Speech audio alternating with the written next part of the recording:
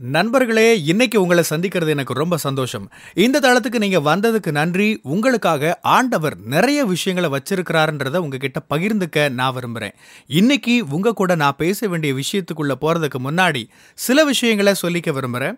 நீங்க ஜான் கிஃப்டா அப்படின்ற என்னோட Instagram, Facebook, YouTube மூலமா என்ன ஃபாலோ பண்ணி என்னோட பதிவுகள நீங்க பெறலாம். தினமும் என்னோட பாட்காஸ்ட் நீங்க கேட்கலாம். ஆண்டவரோட கிருபையில அதெல்லாம் நல்ல கிரியை செய்து வர்றத நான் பார்க்கிறேன். நீங்களும் அத தினமும் கேளுங்க. நிச்சயமா அது உங்களுக்கு ஒரு பெரிய ஆசீர்வாதமா இருக்கும்னு என்னால சொல்ல முடியும். ஜான் கிஃப்டா அப்படின்ற என்னோட யூடியூப் சேனலை தினமும் பார்க்க மறக்காதீங்க. Fuel for the soul with John கிஃப்டா அப்படின்ற இங்கிலீஷ் பாட்காஸ்டையும் நீங்க தினமும் கேட்கலாம். www.johngifta.com அப்படின்ற என்னோட வெப்சைட்லயும் இதெல்லாமே இருக்கும். உங்க வாழ்க்கையில நீங்க குறிப்பிட்ட முயற்சிகளை எடுத்துட்டு இருக்கலாம். உங்களோட வாழ்க்கையின் சில பகுதிகளில் வெற்றியை எதிர்பார்த்து இருக்கலாம். நீங்க எதிர்பார்க்கறது வாய்க்கல. உங்களால முடிஞ்ச முயற்சிகள் எடுக்கிறீங்க, கடினமா உழைக்கிறீங்க, சிறப்பா செய்றீங்க, என்னென்ன செய்யணுமோ எல்லாம் செய்றீங்க, தொடர்ச்சியா விடாமுயற்சியோட செய்றீங்க, உங்களை அதுக்காக எல்லா விதங்களையும் தயார்படுத்துறீங்க. இப்படி எல்லாம் செஞ்சும் எல்லாமே நடக்கிறது இல்ல. என் வாழ்க்கையில என்னதான் நடக்குதுன்னு தெரியலன்னு நீங்க திகைச்சு போயிருக்கீங்க. நீங்க எடுக்கிற முயற்சி உங்களோட வேலை தொடர்பா இருக்கலாம், உங்க ஊழியம் தொடர்பா இருக்கலாம், உங்க தொழில் தொடர்பா இருக்கலாம், உங்களோட யூடியூப் சேனல் தொடர்பா, உங்க உறவுகள் தொடர்பா, திருமணம் தொடர்பா, வீடு கட்டுறது தொடர்பா, அல்லது ஆண்டவர் உங்க மனசுல போட்ட ஏதோ ஒரு விஷயம் தொடர்பா இருக்கலாம். இப்படி ஏதோ ஒண்ணுல நீங்க ஒரு மாற்றத்தை எதிர்பார்த்துட்டு இருக்கீங்க. ஆண்டவர் இதுல தலையிட்டு அற்புதம் செய்யணும்னு காத்து இருக்கிறீங்க. ஜான், நான் என்னதான் செஞ்சாலும் எதுவுமே நடக்க மாட்டேங்குது, எதுவுமே எனக்கு சாதகமா நடக்கல, நான் செய்யறத கைவிட்டுலாமான்னு நினைக்கிறேன். இப்படி நீங்க யோசிக்கிறீங்கன்னா இந்த செய்தியை கவனிங்க. நீங்க ஏதோ எதேச்சியா இதை கேட்கல. ஆண்டவருக்காக அற்புதத்துக்கு காத்துட்டு இருந்துட்டு விட்டுறலாம், முயற்சியை கைவிட்டுறலாம்னு நினைச்சிட்டு இருக்கிறீங்களா? உங்களோட கனவுகளை மறந்துடலான்னு நினைக்கிறீங்களா? உங்களோட தரிசனத்தை கைவிட்டுறலான்னு நினைக்கிறீங்களா? வாக்குத்தத்தத்தை கைவிட்டுறலான்னு நினைக்கிறீங்களா? நீங்க எதிர்பார்க்கறது ரொம்ப தூரத்துல இருக்கிற மாதிரி இருக்கிறதுனால இப்ப இருக்கிற இடத்துலயே இருந்துடலான்னு நினைக்கிறீங்களா? தொடர்ந்து கேளுங்க. உங்க தரிசனத்தை கைவிட்டுறாதீங்க. நீங்க கைவிட வேண்டிய வேறொரு விஷயம் இருக்கு. உங்களோட வியூகத்தை, ஸ்ட்ராட்டஜியை கைவிட்டுறணும். நிறைய நேரங்கள்ல நாம என்ன கத்திருக்கிறோமோ, நம்முடைய அனுபவம் எப்படியோ, நீண்ட காலமா நாம எதுல வேலை செஞ்சுட்டு இருக்கோமோ அதை பிடிச்சுக்கிட்டே இருக்கிறோம். நம்ம ஒண்ணு நம்மளோட கனவை கைவிடுறோம், அல்லது நம்மளோட வியூகத்தை விடாம பிடிச்சிட்டு இருக்கிறோம். நான் சொல்றது கொஞ்சம் கவனமா கவனிங்க. சீஷர்கள் சிலர் ராத்திரி முழுசும் மீன் பிடிச்சாங்க, எதுவும் கிடைக்கல. அவங்க கை விட்டுட்டு கரைக்கு திரும்பினாங்க. அவங்க கரைக்கு திரும்பினது நல்லது. நான் விட போறதில்ல, எனக்கு மீன் கிடைக்கிறவரை இங்கதான் இருப்பேன்னு சொல்லிட்டு அவங்க கடல்லயே இருக்கல. அது நடந்திருக்காது, கிடைச்சிருக்காது கடைசி வரைக்கும். சில சமயங்கள்ல எதிர்பார்த்தது நடக்கலன்னா அது நீங்க கரைக்கு திரும்புறதுக்கான நேரம்னு புரிஞ்சுக்கணும். நீங்க எடுக்கிற முயற்சிகள் நீங்க எதிர்பார்க்கிற பலன்களை தரலன்னா நீங்க எடுத்த வியூகம் சரியில்லைன்னு அர்த்தம். நான் செய்யறதை செஞ்சுக்கிட்டே பொறுமையா காத்திருக்க வேண்டிய நேரம் இருக்குது. அதே சமயம் நாம பயன்படுத்துற வியூகம் சரியானது தானா இல்லையான்னு ஆராய்ஞ்சு பார்க்கிற சூழலும் இருக்குது. நீங்க பயன்படுத்துற அந்த வியூகம் தான் ஆண்டவர் உங்களை பயன்படுத்த விரும்புற வியூகமானு ஆராய்ஞ்சு பார்க்கணும். கடந்த காலத்துல அந்த வியூகம் பலம் தந்துச்சு அப்படின்றதுனால இப்பவும் அது வேலை செய்யணும்னு அவசியம் இல்லை. வேற யாருக்கும் அது வேலை செஞ்சது அப்படின்றதுனால உங்களுக்கும் அது வேலை செய்யணும்னு அவசியம் இல்லை. இஸ்ரவேல் ஜனங்கள் வாக்கு பண்ணப்பட்ட தேசத்துக்கு நேரா போறாங்க. ஒரு சமயம் ஆண்டவர் கன்மலையை அடிக்க சொன்னாரு, மோசையை அடிச்சாரு, தண்ணி வந்துச்சு. 2வது நேரம் எனக்கு இந்த வியூகம் தெரியும், எனக்கு இந்த சூத்திரம் தெரியும், நான் பாத்துக்கிறேன்னு மோசையை அடிச்சாரு, எதுவுமே நடக்கல.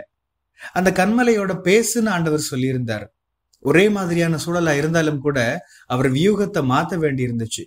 கடந்த காலத்துல வேலை செஞ்சது திரும்பவும் ஒரு நேரத்துல வேலை செய்யல. இன்னொருத்தருக்கு அது மூலமா நடந்தது, உங்களுக்கும் நடக்கும்னு அவசியம் இல்ல. பெதஸ்தா குளத்தை சுத்தி நிறைய வியாதிக்காரர்கள் இருந்தாங்க. தூதன் தண்ணியை கலக்கும் போது முதல்ல இறங்குறவங்க சுகமாவாங்க. அதுதான் எல்லாருக்குமான ஒரு வியூகமா, ஸ்ட்ராட்டஜியா இருந்தது.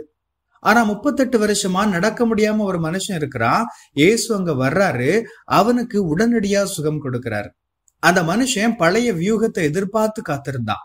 தூதன் கலக்கிறப்ப குளத்துல இறங்கி சுகமாகிடலான்னு இருந்தான். ஆனா அவனுக்கு அது வேலைக்கு ஆகல. அவன் ஏமாந்து போயிருந்தான். இப்படி வேறொருத்தருக்கு நடந்தது உங்களுக்கு வேலைக்கு ஆகலன்னா ஆண்டவர் உங்களை கைவிட்டுட்டாருன்னு அர்த்தம் இல்ல. ஆண்டவர் உங்களுக்கு வித்தியாசமான வியூகம் வச்சிருக்கிறாருன்னு அர்த்தம். ஏதோ ஒண்ணு உங்களுக்கு வேலைக்கு ஆகலன்னா அதை கவனிங்க. அதையே தொடர்ந்து செஞ்சிட்டு இருக்காதீங்க. ஆண்டவர் ஏன் இதை வாய்க்க பண்ணலன்னு திகைச்சு போகாதீங்க. நீங்க நிதானிச்சு ஆராய்ஞ்சு பார்க்கணும். சீஷர்கள் மீன் பிடிக்கிறத விட்டுட்டு கரைக்கு வந்தப்பதான் இயேசு படவுல ஏறுறதுக்கான ஒரு வாய்ப்பு அமைஞ்சது. அதுல நின்று கொஞ்ச நேரம் பிரசங்கம் பண்ணாரு. அப்புறம் பேதுருக்கிட்ட பேசினாரு. திரும்ப மீன் பிடிக்க போலான்னு சொன்னாரு. ஏசு காட்டினது போல அவங்க திரும்பி போய் மீன் பிடிச்சாங்க. அந்த தடவை வலை கிளியிற அளவுக்கான மீன் கிடைச்சது. உங்களோட தரிசனத்தை மறந்து போயிடுன்னு ஆண்டவர் சொல்லல. மீன் பிடிக்கிற விருப்பத்தை விட்டுருன்னு ஏசு சொல்லல. ஆண்டவர் உங்களுக்கு கொடுத்த தரிசனத்தை ஒருபோதும் விட்டுறாதீங்க. ஆண்டவர் உங்கள வச்ச கனவை விட்டுறாதீங்க. உங்களோட ஆவியில அவர் தந்த வாக்கு தத்துவத்தை மறந்துடாதீங்க. நான் என்ன சொல்ல வர்றேன், ஏதாச்சும் ஒரு வியூகம் வேலைக்கு ஆகலன்னா அதுக்காக அந்த தரிசனமே சரியில்லைன்னு அர்த்தம் இல்ல. அந்த வியூகம் தவறான வியூகம், அவ்வளவுதான். உங்களுக்கான ஆண்டவருடைய வியூகம் அதுவா இல்லாம இருக்கலாம். ஆண்டவர் உங்களுக்கு அற்புதத்தை கொண்டு வர்ற வழி அதுவா இல்லாம இருக்கலாம். உங்களை நீங்க ஆராய்ஞ்சு பாருங்க. வேற மாதிரி மாத்தி செய்ய சொல்றாரான்னு யோசிச்சு பாருங்க. என்னோட அனுபவத்தோட இதை முடிக்க விரும்புறேன். ஜான் கிஃப்டான்னு மெயின் யூடியூப் சேனல் ஒன்று வச்சிருக்கிறேன். ஒருவேளை உங்களுக்கு தெரிஞ்சிருக்கலாம், 2016 வருஷத்துல இருந்து நான் அதுல தொடர்ச்சியா விடாம கன்சிஸ்டன்சியா பதிவுகள் பண்ணிட்டு வர்றேன். நீண்ட காலமா நான் எதிர்பார்த்துட்டு இருந்த பலன் அதுல கிடைக்கவே இல்லை. எப்படி நான் ஏமாற்றம் அடைஞ்சிருக்கேன்னு கூட நான் முன்னாடி உங்களுக்கு சொல்லியிருக்கிறேன். நான் எதிர்பார்த்த மாதிரி அது வேலைக்கு ஆகல. நிறைய கான்டென்ட் போட்டுட்டு இருந்தேன். எனக்கு அப்புறமா சேனல் ஆரம்பிச்சவங்க என்ன பாக்குறப்பெல்லாம் நான் இத்தனை சப்ஸ்கிரைபர்ஸ் தாண்டிட்டேன், இவ்வளவு வியூஸ் வந்திருக்கு, அது மூலமா இவ்வளவு பணம் சம்பாதிக்கிறேன் அப்படின்லாம் சொல்லுவாங்க. என்ன ஆண்டவரே இதுன்னு நான் உட்கார்ந்து இருக்கிறேன். நான் வியூஸ்க்காகவோ பணத்துக்காகவோ இது செய்யலதான். ஆனா நான் நிறைய முயற்சி போடுறேன், அதுக்கான பலன்களை எதிர்பார்க்கிறேன். ஆனா சில சமயங்கள்ல ரொம்ப கம்மியான வியூஸ் தான் போயிருக்கும். சிலர் கேலி பண்ணாங்க. ஆண்டவரே இது வளரணும்னு நான் நினைப்பேன், ஆண்டவர்கிட்ட ஜெபம் பண்ணுவேன். கடந்த சில மாசங்களுக்கு முன்னாடி நான் வேற ஒரு வியூகத்தை கவனிச்சேன். அதை என்னோட சேனலுக்கு பயன்படுத்தி பார்க்க ஆரம்பிச்சேன். வழக்கமான யூடியூப் வீடியோ கூடவே வித்தியாசமான வீடியோஸும் போட ஆரம்பிச்சேன்.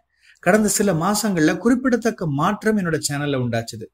சில வீடியோக்கள் 1000, 2000, 10,000 வியூஸ் ஏறிக்கிட்டே போச்சுது. சப்ஸ்கிரைபர்ஸ் எண்ணிக்கையும் ரொம்ப அதிகமா இல்லைனாலும் கூட கொஞ்சம் கொஞ்சமா கூட ஆரம்பிச்சது.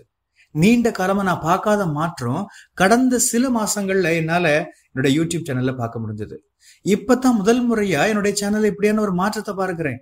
இதுக்காக பல வருஷங்களா நான் ஜெபம் பண்ணியிருக்கேன். ஆனா நான் பயன்படுத்தின வியூகங்கள் மத்தவங்களுக்கு வேலை செஞ்சிருந்தாலும் எனக்கு வேலை செய்யல. கொலாபரேட்னு சொல்லுவாங்க. மற்ற செலிபிரிட்டிஸ் கூட சேர்ந்து உரையாடுற மாதிரி வீடியோஸ் போடுங்க, அது ஒர்க் அவுட் ஆகும்னு பொதுவா நிறைய பேர் சொன்னாங்க. நிறைய பேருக்கு அது ஒர்க் அவுட் ஆச்சுது. நான் பெரிய பெரிய நபர்களோட கொலாபரேட் பண்ணேன். ஆனா அது எனக்கு நான் எதிர்பார்த்த ரிசல்ட்டை கொடுக்கல. ஆனா இப்ப மாற்றத்தை என்னால பார்க்க முடியுது. மத்த எல்லாரும் என்ன வியூகம் சொல்றாங்களோ அதுபடிதான் நாம போகணும்னு இல்ல. ஆண்டவர்கிட்ட கேளுங்க. உங்களுக்கு ஒத்து வர்ற, உங்களுக்கு பலன் கொடுக்கிற வியூகத்தை அவர் தருவார்.